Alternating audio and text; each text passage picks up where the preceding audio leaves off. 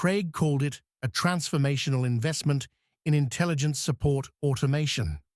I called it a $200 a month chatbot that had never met a legacy server in its life. He gave me 30 days notice. He told me to document the standard stuff and that the new system would handle the rest. I said I would do exactly that. I meant it. What Craig didn't know, what he never thought to ask, was that below Meridian's clean cloud systems sat two physical servers in a data center across town. Servers I had personally built, running a warehouse management system the company had used since day one. Servers whose root credentials existed in exactly two places: my personal password manager and a sealed envelope in a filing cabinet Craig had inherited but never opened. For 7 years, I was the only thing standing between those servers and disaster. Craig had just given me 30 days to decide how much of that my contract actually required me to hand over. I had flagged the legacy systems twice in team meetings after Craig arrived. Both times he nodded and moved on. He was focused on the cloud infrastructure, the dashboards, the metrics he could show investors. The servers in the data center didn't appear on any dashboard. So for Craig, they didn't really exist. Nexus AI Help Desk, the tool replacing me, was genuinely good at what it was designed for: password resets, software installations, basic troubleshooting. Craig's team had spent 6 weeks building its knowledge base. Nobody had briefed the managed services provider on the legacy servers, because Craig didn't know to brief them, because I hadn't been asked. My employment contract required me to document all standard operational procedures and ensure reasonable continuity of service. I read it carefully that first weekend. Then I called an employment attorney with one question: was I required to do anything beyond what my contract specified? She said no.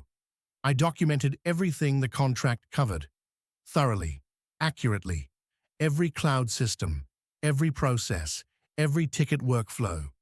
I updated the knowledge base. I answered every question from the managed services provider.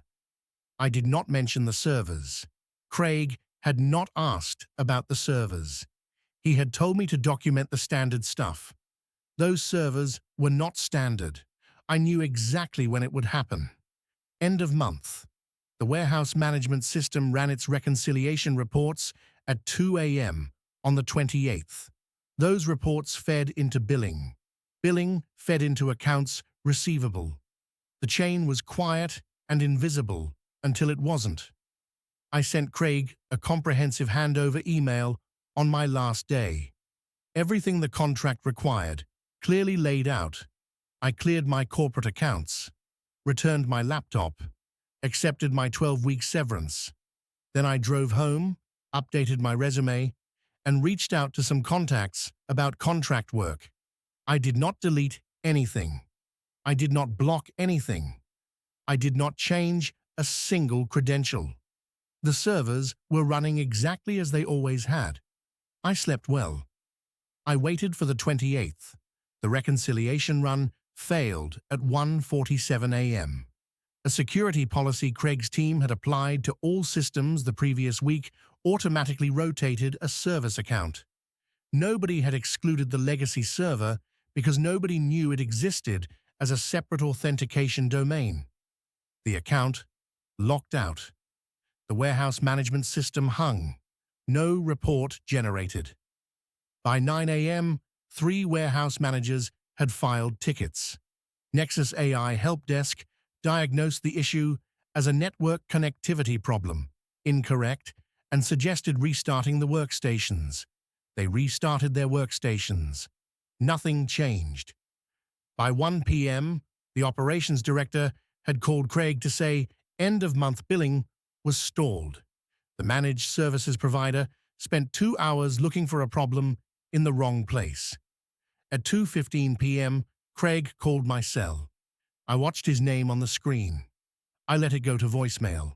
His message had the specific tone of someone who has just understood something important that they wish they had understood 3 weeks ago. He asked if I knew anything about legacy systems that might not have been covered in the handover documentation. I waited until 9 a.m. the next morning to call back. I wanted to be well rested. I explained everything, calmly. The servers, the authentication domain, the service account, the sealed envelope in the filing cabinet. I explained that I had mentioned the legacy architecture in 2 team meetings and had not included it in the standard documentation because I had been asked to document the standard stuff, and this was not standard. Then I told him my consulting rate, $300 per hour, 4-hour minimum.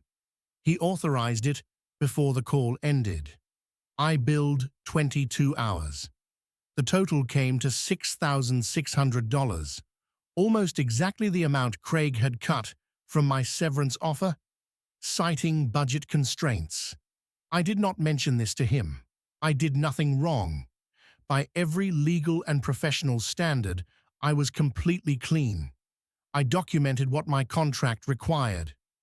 I answered questions when I was asked them. I went back and helped when I was called, at a fair market rate. But I also knew. I knew the end-of-month run was coming. I knew what would happen, and I said nothing. So here's where I'll leave you tonight.